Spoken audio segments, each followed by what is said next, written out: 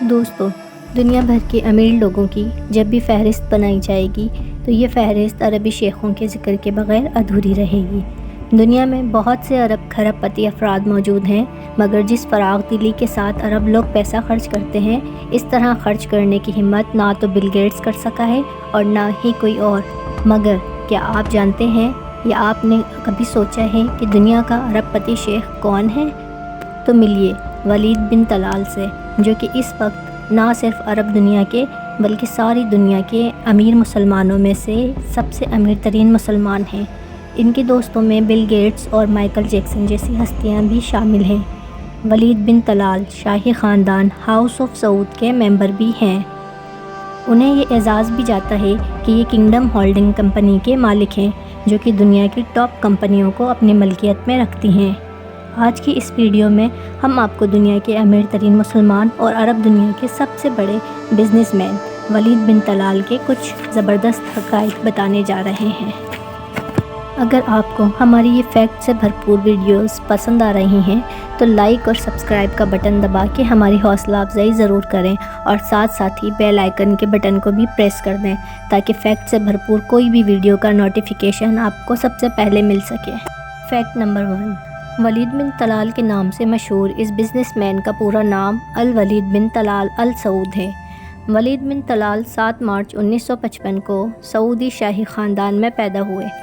ان کے والد کا نام پرنس طلال بن عبدالعزیز تھا، جنہیں دنیا دی ریڈ پرنس کے نام سے بھی جانتی تھی۔ ولید بن طلال کے والد وہ پہلے آدمی تھے جنہوں نے سعودی شاہی خاندان السعود کی بادشاہت کے خلاف بغاوت کی۔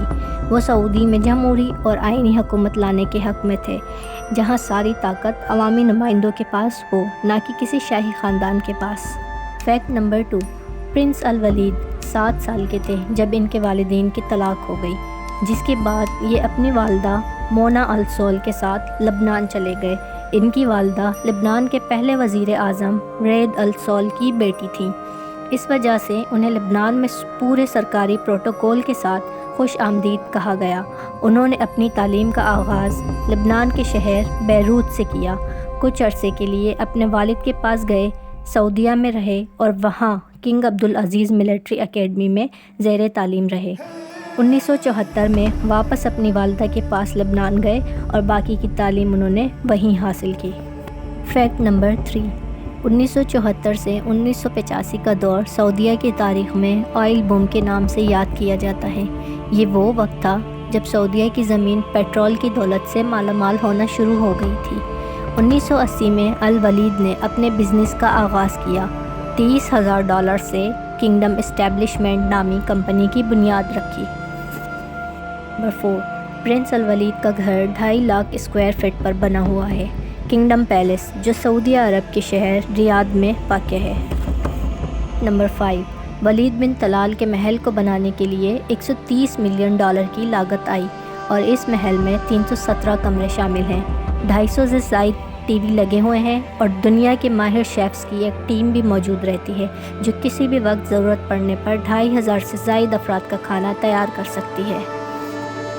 فیکٹ نمبر 6، ریاض شہر سے کچھ فاصلے پر پرنس الولید کنگڈم ریزارٹ کے بھی مالک ہیں، جو کہ 5 لاکھ اسکوائر فٹ پر بنا ہوا ہے۔